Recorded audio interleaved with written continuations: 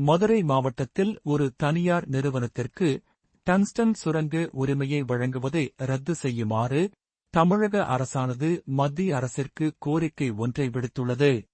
மதுரையில் அரிட்டாப்பட்டி உட்பட 6 கிராமங்கள் உள்ளடக்கிய நாயக்கர்பட்டியில் உள்ள டங்ஸ்டன் தொகுதியின் முன் மதிப்பிடப்பட்டு ஒரு ஏலதாரராக இந்துஸ்தான் ஜிங்க் லிமிடெட் நிறுவனத்தினை சுரங்கத்துறை அமைச்சகம் அறிவித்தது.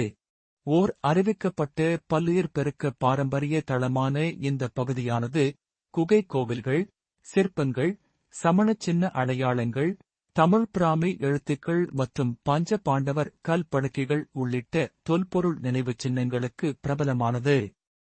புகழ்பெற்ற 2024ஆம் ஆண்டு சினார் படகு போட்டியானது ஜம்மு காஷ்மீரின் தால் ஏரியில் இந்திய இராணுவத்தினால் ஏற்பாடு செய்யப்பட்டது.